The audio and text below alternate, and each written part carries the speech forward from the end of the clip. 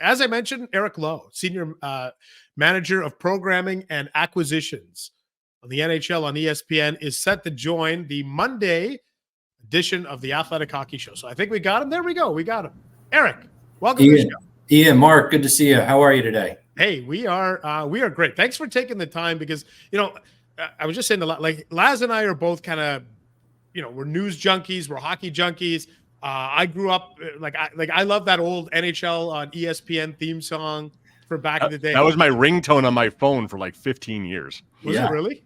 Oh, love it. So we're super happy to have you on because we want to pick your brain on some broadcasting topics, and I'm going to start with this one because and this is going to be my Canadian bias coming through. But I'm curious, Eric. If you look at the NHL right now, and if you ask people who are 2 or 3 of the biggest stars in the game, I think the answer would be Connor McDavid and Austin Matthews. I think they're certainly in the top 5, those 2 guys.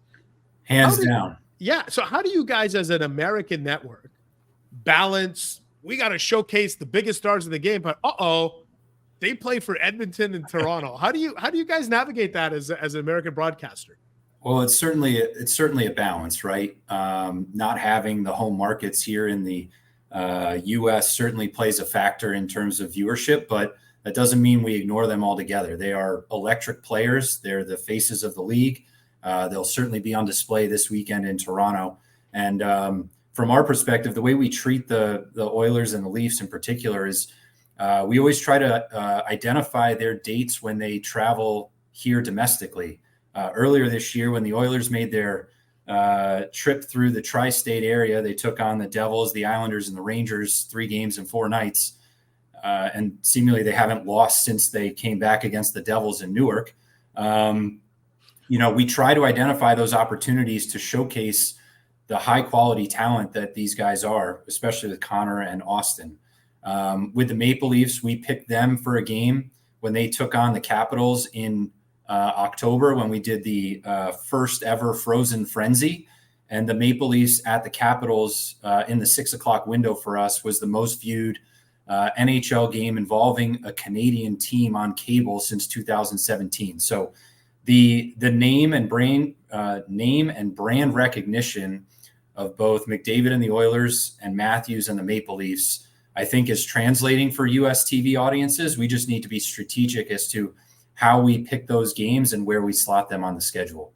Why wouldn't you be able to put a Maple Leafs Oilers game on American TV? If those are the 2, and Austin Matthews being an American star and all that, like, what is it? Just there needs to be a floor with a certain audience. Like if you have the Sabres, if you have the Bruins, if you have the Rangers, if you have the Blackhawks, there's a certain floor to the ratings. Is that one of the factors? Do you think you would it be a disaster if you put 2 Canadian teams on there? No, it wouldn't be a disaster. It'd be great hockey. I think the thing we're always balancing here at ESPN is we have a wide variety and a huge portfolio of content rights here.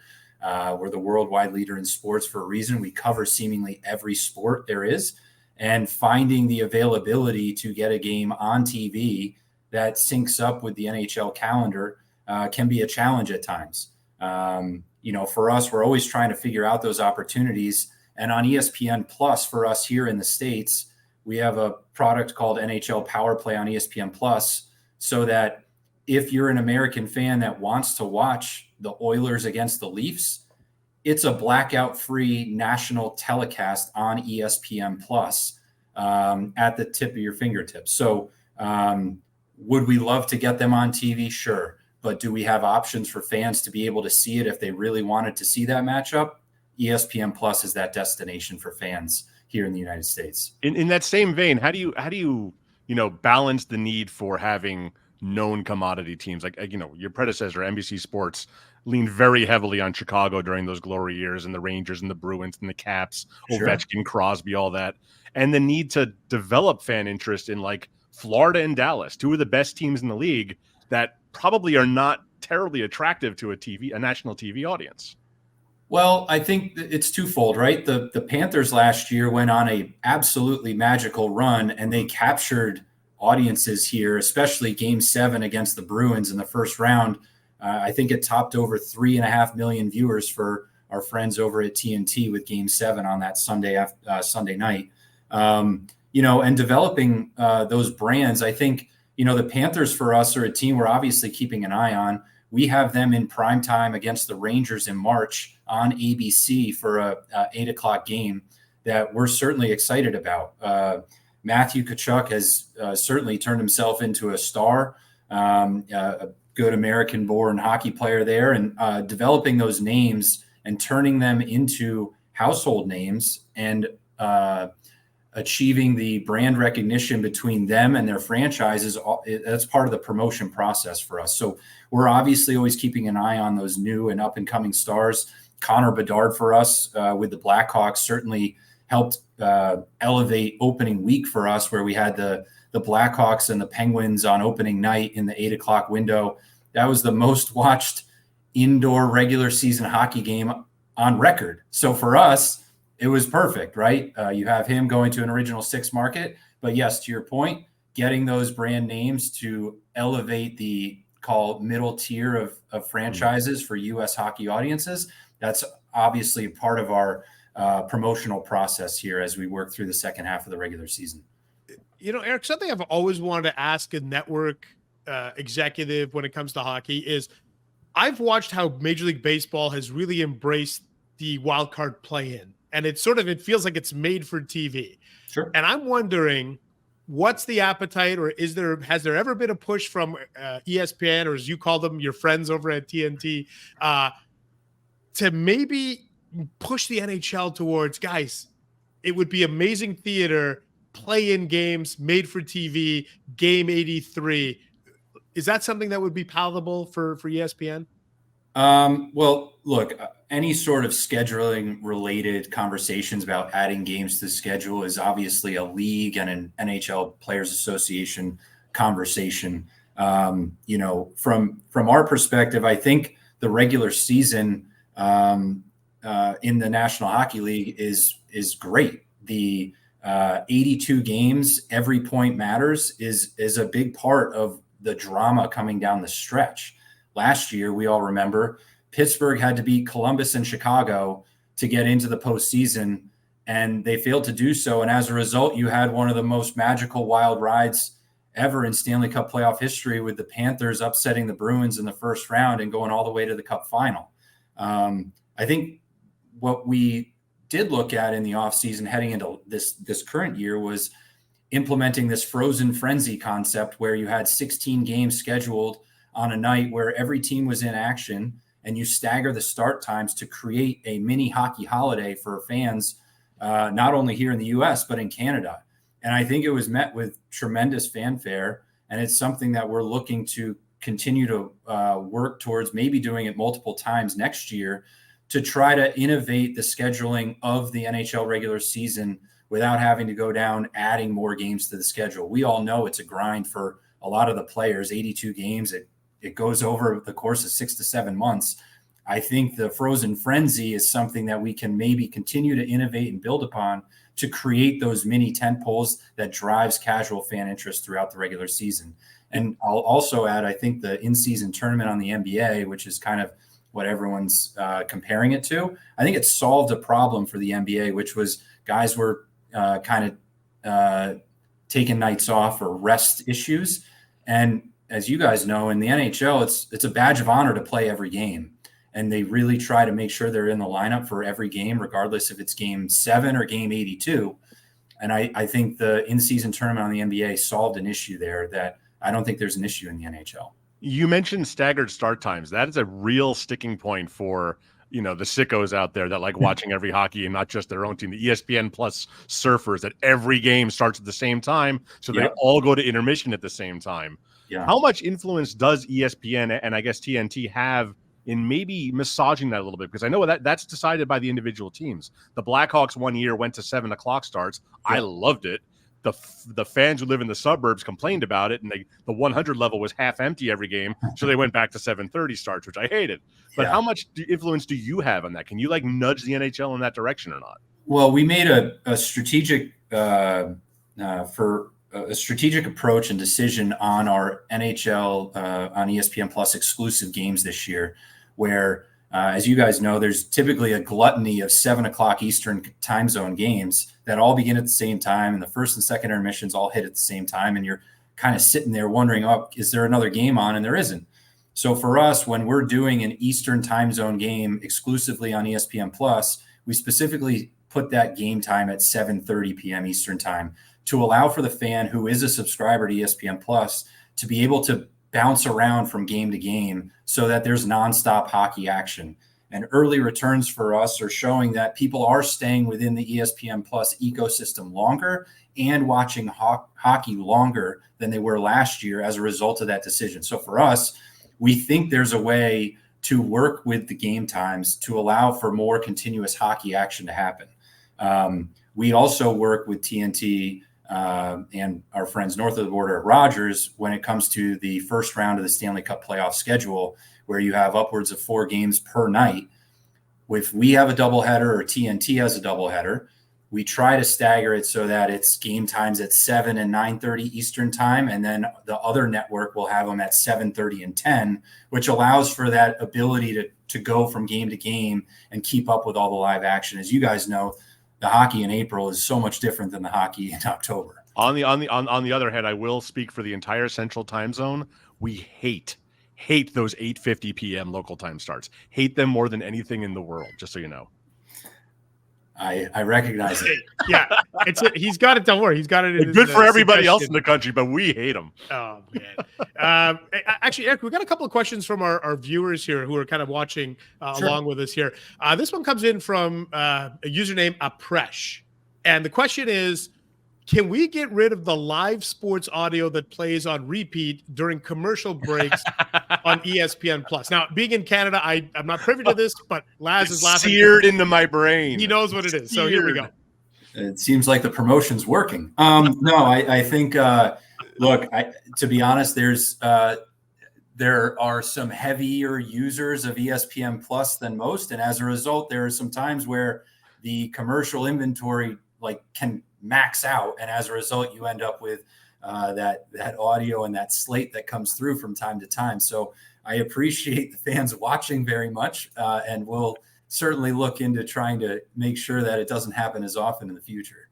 For the record, I watch a lot of MLB.TV, and it's the same thing. Like they don't show the local commercials, so you just get these kind of either the same 2 ads on loop or the same promotion on loop, and it just becomes white noise after a while. We'll survive that. It's Okay. We got another question here from Michael, who's got a broadcasting question. He says, with the Bally Diamond sports situation and all the games being available on ESPN Plus, do you see this potentially, Eric, leading to the end of blackout restrictions? I think it's too soon to say. The media landscape continues to evolve seemingly on almost like a daily basis with regards to these RSN situations. And I think it remains to be seen. I think there's certain RSNs that are obviously thriving. There are other RSNs that are kind of going through the process here. And I don't know if I can say definitively if they're going to go away or not. Okay, we got one. Oh, yeah. Go ahead. No, I was going to sneak in one more question from a viewer last. Sure, no, I got one too. That's all. Oh, let me ask this one on behalf of Riley, who says, I love outdoor hockey, Eric, but the NHL has seemed to drop the ball with the Winter Heritage Classic outdoor series. How can the NHL get U.S. interest in big events like that? Well, I think, to be honest, I'm really looking forward to our second half of the season where we actually have 2 outdoor games this year happening within 20 hours of each other, where the Stadium Series is at MetLife Stadium, where you have Flyers, Devils, and then Rangers, Islanders on consecutive days. Fingers crossed we get a good weather weekend in New York and New Jersey, so we don't have to worry about weather delays or anything like that. But I honestly think that the more outdoor games that take place, it only helps fuel the fire for additional outdoor games in the future.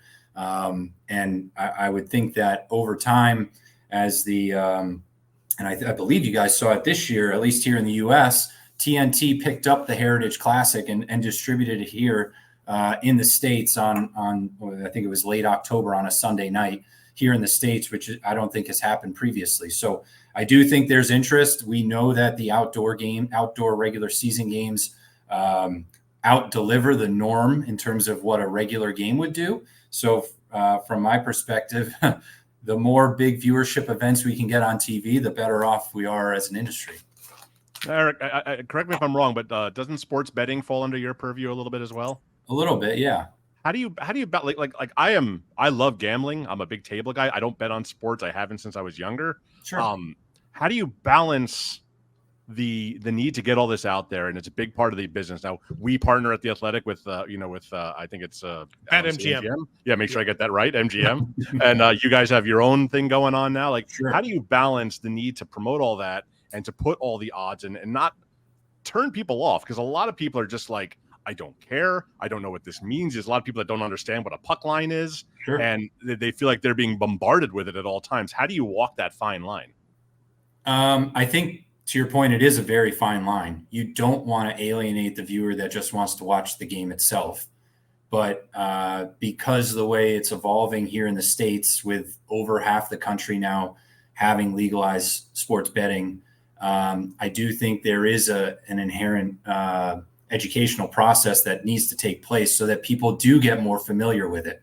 Over in Europe, it's old hat. Right. They have it on during all their soccer matches, and it's on during golf, and it's just a part of the culture. And we're still in its infancy here in the United States. And I think, early on in the process, it's all about awareness play for brands of DraftKings, ESPN Bet, FanDuel, et cetera.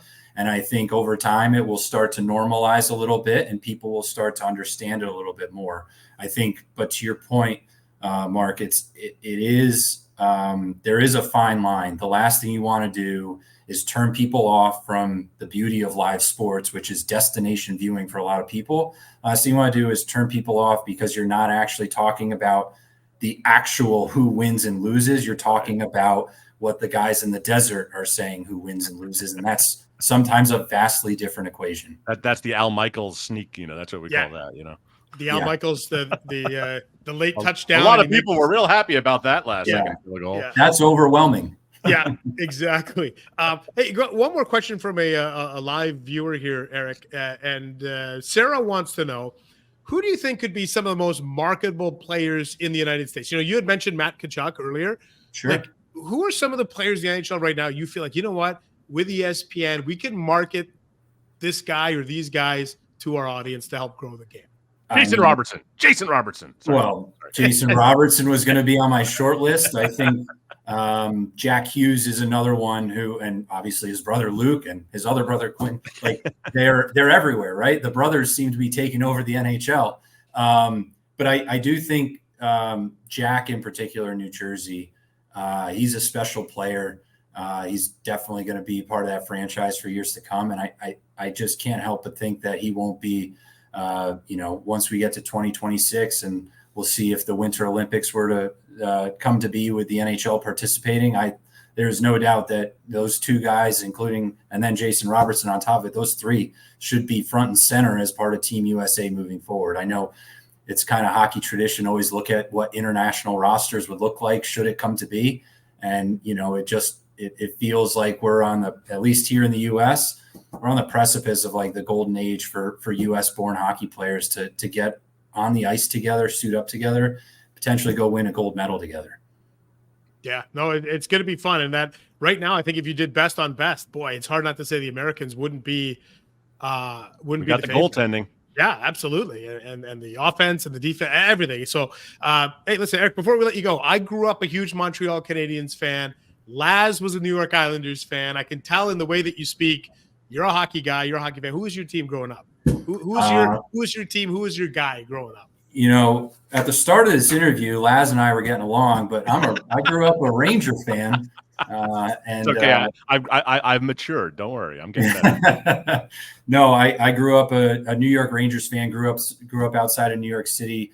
My dad has been splitting partial season tickets since I was in diapers.